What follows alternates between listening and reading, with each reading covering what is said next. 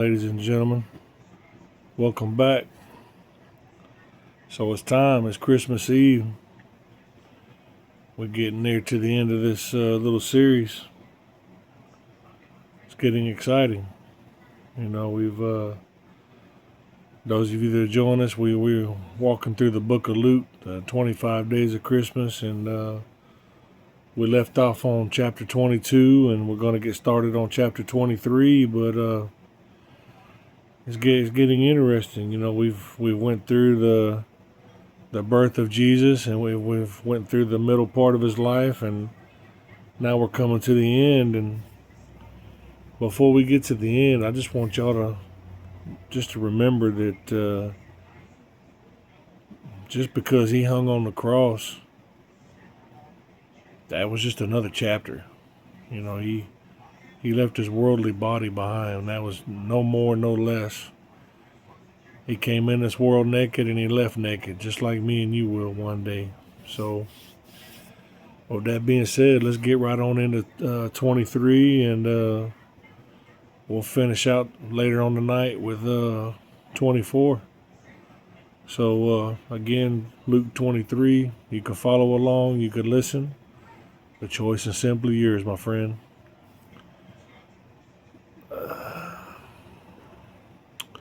Jesus appears before Pilate and Herod. At daybreak, the council of the elders of the people, both the chief priests and the teachers of the law, met together, and Jesus was led before them. "If you are the Messiah," they said, "tell us." Jesus answered, "If I tell you, you will not believe me, and if I ask you, you will not answer. But from now on, the Son of Man will be seated at the right hand of the mighty God."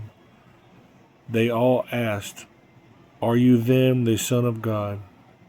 And he replied, "You say that I am." Then they said, "Why do you need any more testimony? We have heard it through his own lips." Then the whole assembly rose and led him off to Pilate, and they began to accuse him, saying, "We have found this man subverting our nation. He opposes payment of taxes to Caesar and claims to be the Messiah, a king." So Pilate asked Jesus, "Are you the king of the Jews?" "You have said so," Jesus replied. Then Pilate announced to the chief priests and the crowd, "I find no basis for a charge against this man."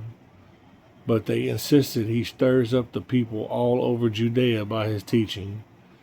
He started in Galilee and has come all the way here. On hearing this, Pilate asked if the man was a Galilean.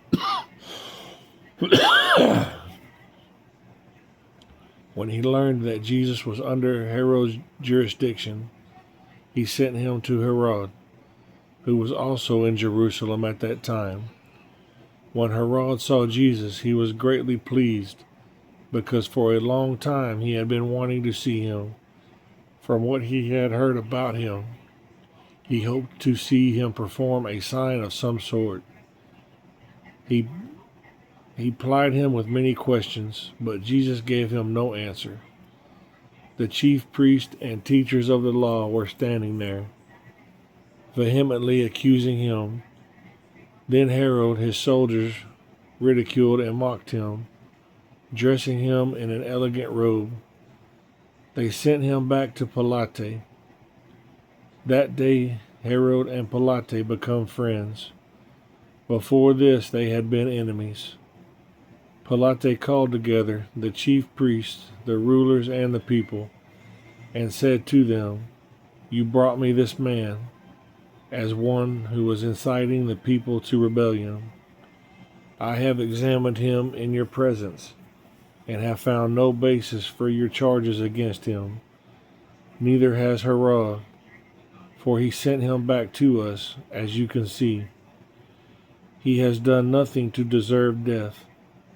Therefore, I will punish him and then release him." But the whole crowd shouted, "Away with this man! Release Barabbas!" to us. Now Barabbas had been thrown into prison for an insurrection in the city and for murder. Waiting to release Jesus, Pilate appealed to them again, but they kept shouting, "Crucify him! Crucify him!" For the third time he spoke to them. "Why? What crime has this man committed? I have found in him no grounds for the death penalty. Therefore I will have him punished and then release him." But loud shouts, they insistently demanded that he be crucified, and their shouts prevailed. So Pilate decided to grant their demand. He released the man who had been thrown into prison for insurrection and murder, the one they asked for, and surrendered Jesus to their will. The crucifixion of the king.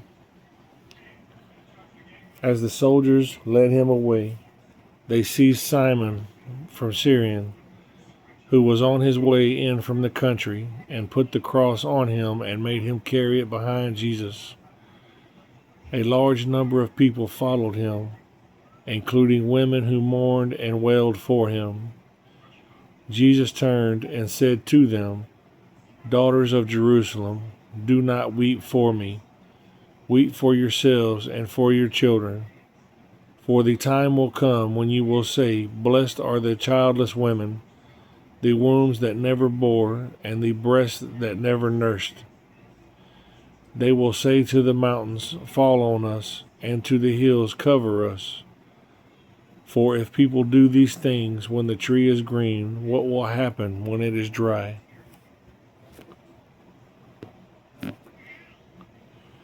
Two other men, both criminals, were also led out with him to be executed. When they came to the place called the Skull, they crucified him there, along with the criminals, one on his right and the other on his left. Jesus said, "Father, forgive them, for they do not know what they are doing." And they divided up his clothes by casting lots. The people stood watching, and the rulers even sneered at him. They said, "He saved others, let him save himself, if he is God's Messiah, the chosen one." The soldiers who came up and mocked him, they offered him wine vinegar and said, "If you are the king of the Jews, save yourself." There was a written notice above him which read this: "This is the King of the Jews." One of the criminals who hung there hurled insults at him. "Aren't you the Messiah? Save yourself and us." But the other criminals rebuked him. "Do not fear God," he said. "Since you are under the same sentence, we are punished justly, for we are getting what our deeds deserve. But this man has done nothing wrong."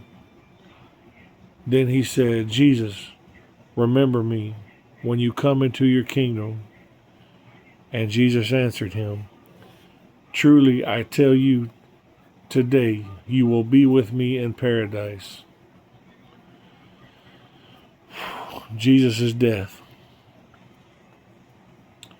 It was now about noon, and darkness came over the whole land until 3 p.m, for the sun stopped shining, and the curtain of the temple was torn in two.